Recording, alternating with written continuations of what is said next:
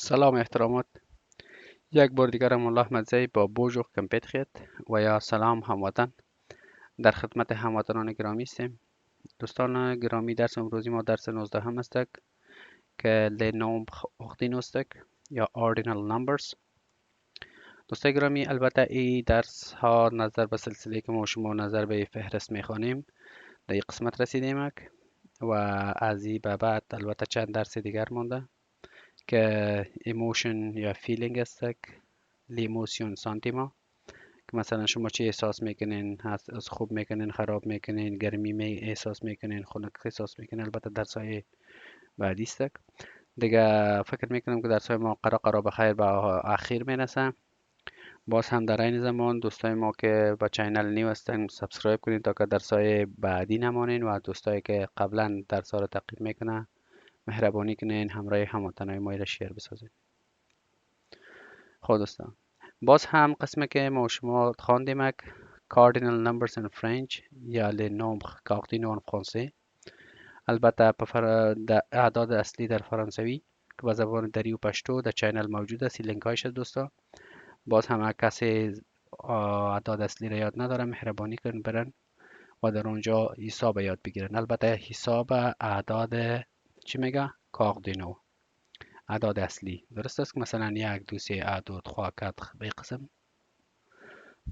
موضوع درس امروزی که ما شما این است که nombre ordinaux en français یا ordinal numbers in French، اعداد ترتیبی در زبان فرانسوی را میخوانیم ما شما.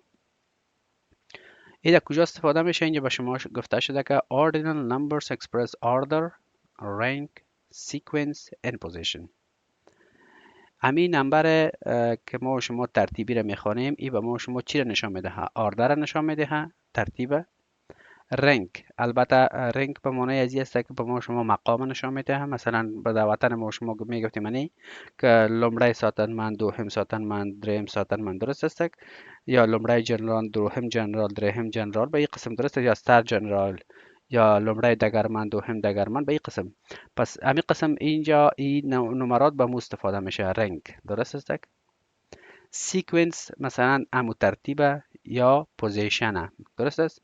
سیکونس امو کدام ترتیبی که مثلا به طور مثال شما میرین در پرفکتور در نوبت استاده میشین. درست است؟ یا به جای دیگه میروین، چیز موضوع چیز کار میباشه و شما به ترتیب استاده میشین، اونمو ترتیب سیکونس میگوید. سیکونس پوزیشن یک چیز گفته میشه. درسته دوستای گرامی؟ باز هم دبیتیوت شما اگر متوجه شده باشین بعضی اوقات از ما انگلیسی ما یا پیش میایه یا فرانسوی به بزرگواریتون این یگان خورترک مشکلات ها که می باشه ما بخشش کنین دیگه. در این زمان البته تمام انگلیسی در اینجا موجود است، فرانسوی در اینجا است. لانگ هند است البته به این قسم که کوتاه چه قسم نوشته میشه به اینجاست و چه قسم خوانده میشه به اینجاست و پشتوش در اینجا در این قسمت. دیگه بیاین که آغاز میکنیم. زمانی که شما در انگلیسی میگوین که نخست یا اولین. درست است؟ یا اول، یا زبان عامیانه بگویم میتونه اولک. درست است؟ دیگه او را چه قسم در انگلیسی میگه؟ first. زمانی که در انگلیسی در فرانسوی نوشته میکنین چه قسم؟ یک نوشته میکنین یا ای آر یا آر ای نوشته میکنین. انال اگر مؤنث باشه مذکر باشه ای آر نوشته میکنین، اگر مؤنث باشه آر ای نوشته میکنین. اینجا به شما گفته شده. درست است؟ سعی کنین پرومیر ام در داخل ام از ام گرفته شده در داخل قوس به معنای ازی است که پرومی به خاطر مذکر استفاده میشه. چه قسم تلفظ میشه؟ پرومه. و زمانی که اگر مؤنث باشه پرومیر. درست است که آر تلفظ میکنین. دیگه چی مانا؟ اولین یا نخست یا اول. درست است؟ زمانی که بگوین دوهم به انگلیسی چه قسم میشه؟ second. دو کتی ان و دی استفاده میشه. و در فرانسوی چه قسم؟ یا دو بالایش ای نوشته میکنین یا دی نوشته میکنین یا دی ای نوشته میکنین. در سه طریقه نوشته میشه. پس تلفظش چه قسم است؟ ببینین دوزیم. درست است؟ اگر مذکر باشه سکند. اگر مؤنث باشه هم باز تلفظش عینی چی است که سکند. ولی یک چیز به یاد داشته باشین که در آخرش یک چیز اضافه شده، یک ای اضافه شده که چی؟ دومین. صحیح است؟ دومین. مثلا صنف دوم هستم، صنف دوم، یا مثلا نمبر دوم به این قسم. زمانی که میگن سوم، third، third در انگلیسی، و در فرانسوی به این قسم نوشته میشه و تلفظش قسم میشه troisième، troisième، troisième، سوم. چهار، البته بگوین که چهارم در انگلیسی چه قسم نوشته میشه؟ به این قسم که چهار، th، فورت، فورت. ببینید یک ت داخلش تلفظ میشه فورت. و در فرانسوی چه قسم نوشته میشه؟ چهار همراه یک ای، ولی تلفظش چه قسمش؟ quatrième، quatrième، quatrième، چهارم. مثلا میگی که من صنف چهارم هستم، یا در صنف چهارم درس میخوانم، یا نمبر چهارم از من است به این قسم. درست است نه؟ خیر، جملاتش بعدا میخوانید. زمانی که شما بگین پنجم، در انگلیسی چه قسم نوشته میشه؟ fifth، fifth. نوشته چه قسم میشه در فرانسوی؟ به این قسم. و تلفظش چه قسم است؟ cinquième، cinquième، cinquième، پنجم، پنجم. اگر بگوین ششم در انگلیسی sixth، sixth. با فرانسوی چه قسم نوشته می شود؟ به این قسم. ولی تلفظش چه قسم میشه؟ سیزیم، سیزیم. امی زمانی که شما شش نوشته کردین یک ای بالایش بوده، بس چه قسم تلفظش میکنین؟ سیزیم، سیزیم. درست است؟ سیز گفته نمیتونین، سیزیم باید بگوین، یعنی نمبر شش یا ششم. درست است؟ به این قسم. اگر بگوین که هفتم، هفتم ببینید همراه تی اچ به انگلیسی چی گفته میشه؟ seventh، seventh. و در فرانسوی نوشته چه قسم میشه؟ هفت همراه ای، ست همراه یک ای، با تلفظش ستیم. زمانی که شما این قسم یک هفت همراه ای میبینین باید چه قسم تلفظ کنین؟ ستیم، ستیم، ستیم، هفتم. درست است؟ مثلا صنف هفتم. زمانی که هشت همراه تی اچ باشه به انگلیسی چی گفته میشه؟ eight، eight. و به فرانسوی چه قسم نوشته می شود که هشت همراه ای، تلفظش در اینجا نوشته است ویتیم، ویتیم، ویتیم. درست است؟ هشتم. بعدنش که است نو، که به انگلیسی چه قسم گفته میشه؟ ninth، ninth. و به فرانسوی چه قسم می نویسین که نو همراه ای، تلفظش به این قسم البته نوشته می شود. درست است؟ نفیم، نفیم، نفیم، نهم، نهم. و آخرین که در این سلاید ما شما داریم یک دستک. درست است؟ چه قسم میگن؟ تنت، تنت. البته ای به انگلیسی است. زمانی که به فرانسوی می نویشین دستک همراه یک ای، پس تلفظش چه قسم میشه؟ تلفظش در اینجا به شما گفته شده که لانگ هند، به طریقه دراز و طریقه کاملش. چی میگن؟ دیسیم، دیسیم، دیسیم. درست است؟ دیسیم.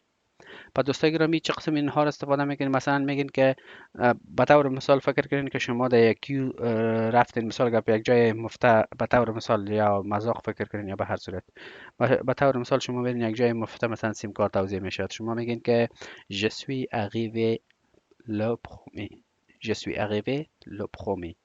من در نخست آمدم یا من نخست هستم. درست است؟ به این قسم. یا همین قسم به دیگه جای ها نیز استفاده میتونین. البته در اسلاید های بعدی شما میفهمین که چه قسم استفادهش کنین. باز هم اینجا یک اکسپشن است. اکسپشن دوستا چی را میگوید؟ اکسپشن استثناء را میگوید. درست است؟ استثناء به معنای از این است که زمانی که یک چیز در قوانین تطبیق می شود و یک چیزی که تغییر داشته می باشد و او را استاندارد قبول میکنن، درست است، او را اکسپشن میگوید. پس اینجا اکسپشن و یا استثناء موجود است که اگر با مذکر استفاده میکنین پخومی، پخومی، پخومی، به رنگ آبی گرفته شده. اگر مؤنث باشه پخومیغ، پخومیغ، پخومیغ. ببینین. و یا اگر فرست سکند استفاده کنین، ببینین اگر مذکر باشد سکند، سکند، سکند. و اگر مؤنث باشه سکند عین تلفظ است، صرف یک چیز اضافه شده دوستا، یک ای اضافه شده. درست است دوستای گرامی. باز هم گفته شده که agree and gender with the noun they refer to add a u after sank to form sankium as a syllabus key doesn't exist in French. خب دوستا، البته این موضوع تا به این قسمت خلاص شده که گفت که در جندر و یا در جنسیت از این چیزها البته مؤنث مذکر ما شما استفاده میکنیم. زمانی که میگه ما شما پنجم نوشته میکنیم، در پنجم یک یو استفاده میکنیم، یک یو. درست است که ببینید زیرش یک خط کش کرده که در فرانسوی میگه سلیبس یا سلیبل. دوستا میفهمین که یک حرکت زبان سلیبل میگه. درست است که ادبیات زبان خوانده باشین، ادبیات دری و یا ادبیات پشتو را سلیبل یک حرکت زبان میگوید. درست است. پس ای میگه سلیبل کی در فرانسوی موجود نیست، به خاطر از این میگه یو را انداختیم ما اینجا. درست شد. به طور مثال چی را اینجا به شما مثال داده؟ سنکیم، سنکیم مثلا پنجم. و موضوع دیگر که دوم به شما اینجا یادآوری کرده F of نف become a V in نفیم. ببینین در نف NEUF نف یعنی نو، میگه به چی تبدیل می شود؟ افش به وی تبدیل می شود. زمانی که شما نوشته میکنین که نو هم، به طور آسان میگه شما وی به جای اف میمانین، به خاطر که پرونانسیشن به شما آسان کنه، همین تلفظ به شما آسان بسازه. مثلا نف نفیم. اینجا بعضی مثال هاست دوستای گرامی، شما مثلا ببینید که در چه قسم جای استفاده می شود. Je préfère la première robe. Je préfère la première robe. حالا دوستا ببینین، شما فعلا در فرانسه زندگی میکنین و ایره بهتر بفهمین که هر چیز، هر موضوع، هر لغتی که شما استفاده میکنین مؤنث مذکر داره نه. پس به طور مثال به شما بگویم که غوب، همین غوب، همین لباس چی است؟ مذکر است یا مؤنث؟ ای مؤنث است، به خاطر که داخلش چی است؟ یک ایست. پس برازیل لا پرومییر میگه من I prefer the first dress. من لباس اول را ترجیح میدهم، یا من لباس اولی را ترجیح میدهم به این قسم. درست است؟ جمله دوم گفته شده Elle a fini le troisième exercice. Elle a fini le troisième exercice. He finished the third exercise. تمرین سوم را تمام کرد. ببینید سوم. درست است؟ اول، دوم، سوم. پس معنای است که تمرین سوم به اتمام رساند. جمله سومی گفته شده Lo cinquième élément est un film génial. The fifth element is a great film. نام یک فیلم است که عنصر پنجم، عنصر پنجم، cinquième élément، میگه فیلم فوق العاده است. درست است؟ به قسم. جمله بعدی که است که Je suis arrivé 16e au marathon. Je suis arrivé 16e au marathon. I come sixth at the marathon. من در ماراتون به رتبه ششم رسیدم.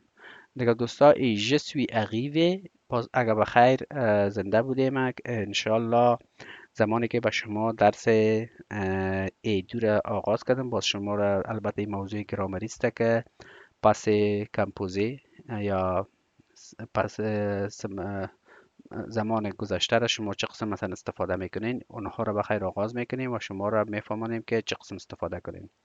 درست است؟ پس به زمان گذشته ای جمله گفته شده. درست است؟ من در ماراتون به رتبه ششم رسیدم، یا رتبه ششم را به دست آوردم به این قسم.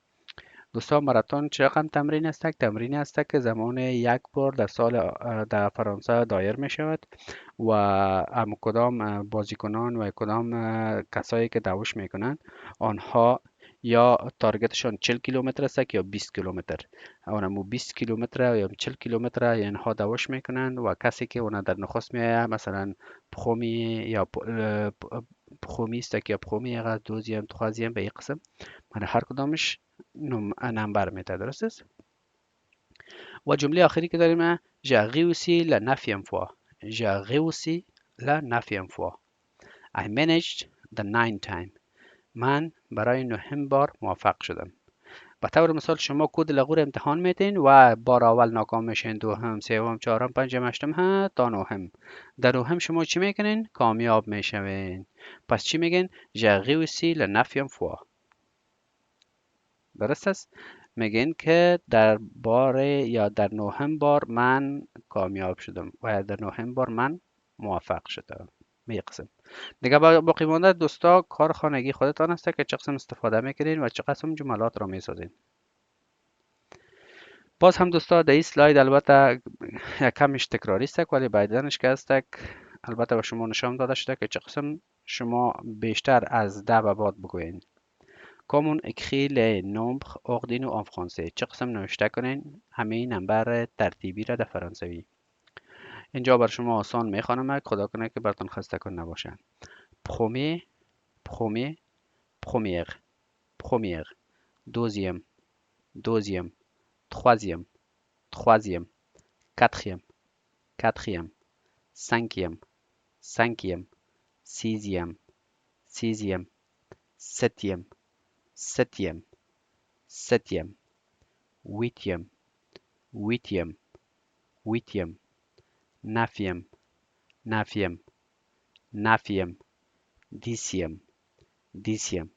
ببینید دوستا یک قانون خوب سی متوجه شوین، یک تنها در پرومیه که کم تغییر داره ای آر یا ای آر ای یا آر ای نوشته می شود.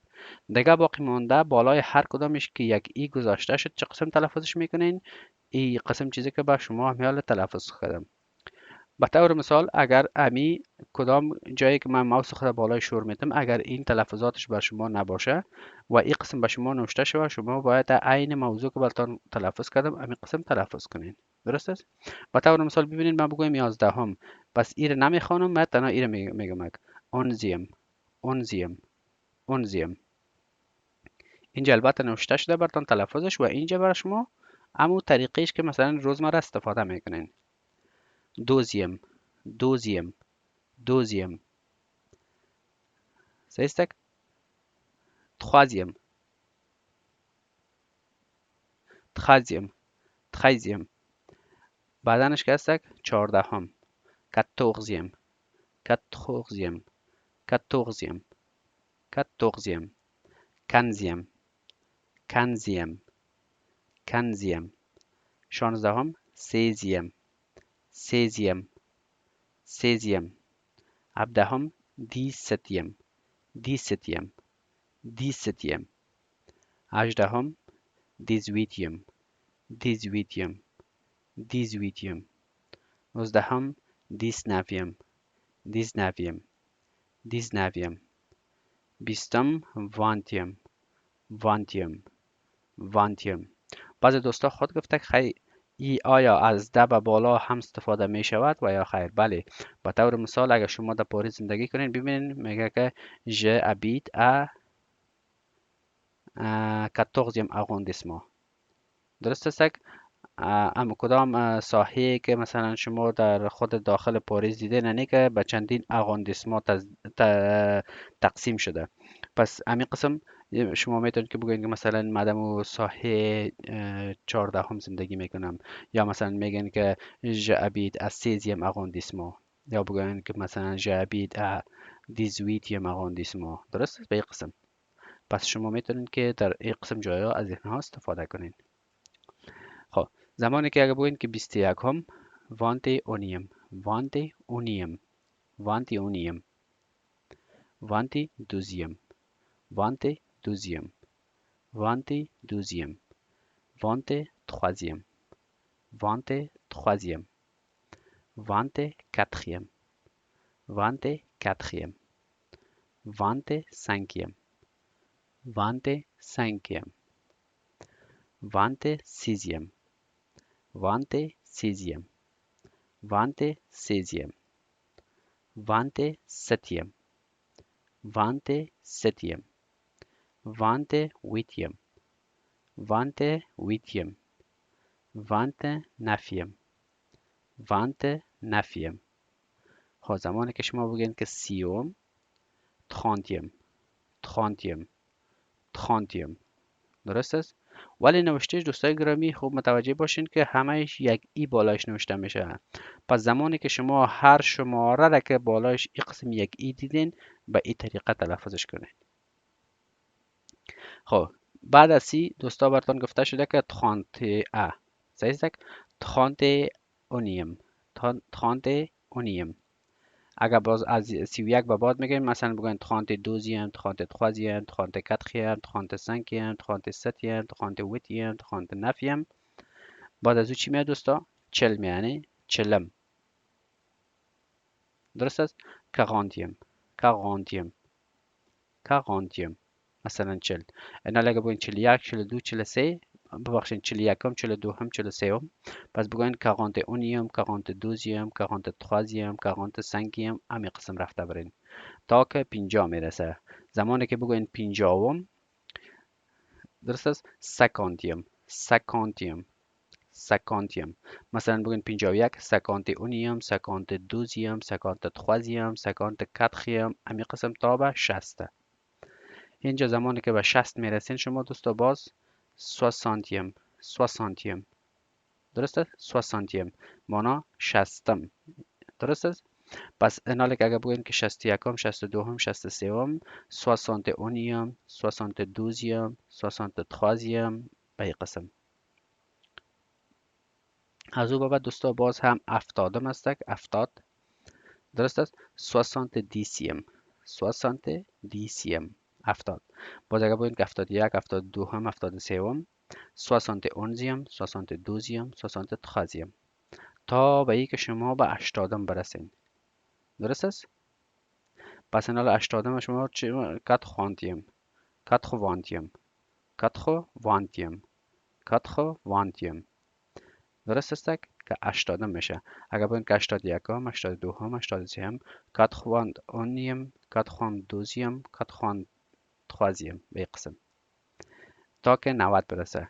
90 90 مثلا بگوین که 91 91 91 ببخشید 92 93 به طور مثال شما در 91 زندگی میکنین چه قسم میگین j'habite à 91. درست است؟ مثلا شما در 92 زندگی میکنین چه قسم میگین j'habite à 92. شما در 93 زندگی میکنین j'habite à 83. j'habite à 94. درست است؟ به این قسم. البته دوستا خودتان بهتر میفهمین که پاریس شهرش که هست که هر جایش از خود یک کد داره. البته مثلا در ساحه 92 زندگی میکنم 91 زندگی میکنم 93 زندگی میکنم به این قسم میگین. بعدن که هست دوستا ما شما که چیز داریم کوچی هست صدم سانتیم سانتیم و هم قسم سانتیونیم سانت دوزیم و هم قسم پس دوباره از اینجا تکرار میشه.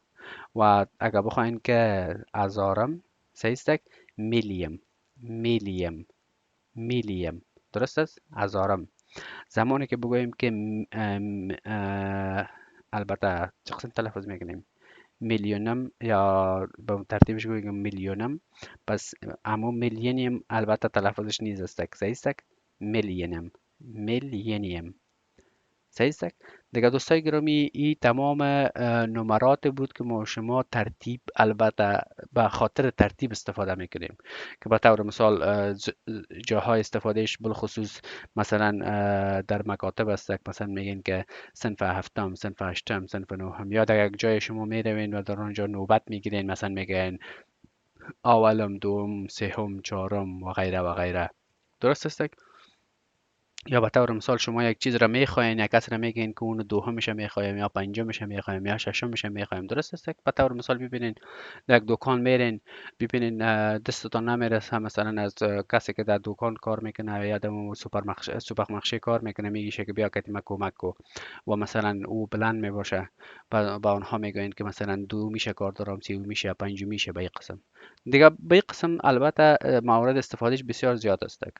دیگه خدا کنه که شما درسای ما مستفید شوین و استفاده درست کنین. البته دیگه دوستای گرامی در این قسمت این درس ما به پایان میرسه. باز هم طور معمول از شما البته می خواهش ماست قلم بگیرین، کتابچه رو بگیرین، همین هر لغت هر چیزی رو که شما میخوانین قلم کتابچه رو بگیرین، امیر یک 10 بار نوشته کنین. مثلا پخومی پخومی پخومی پخومی پخومیق همین قسم دوزیم همین قسم یک خط همین قسم تا به آخر نوشته کنین. باز خوازیم همین قسم تا آخر.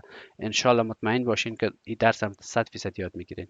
خب باز هم به طور معمول در کانکلوژن به شما گفته شده که این درس در دسکریپشن لینکش به شما موجود می باشه، میتونین دانلود کنین و استفاده کنین. نگاه در این قسمت شما را به خدای یکتا میسپارم تا درس بعدی. خدا حافظ، نگهدارتان.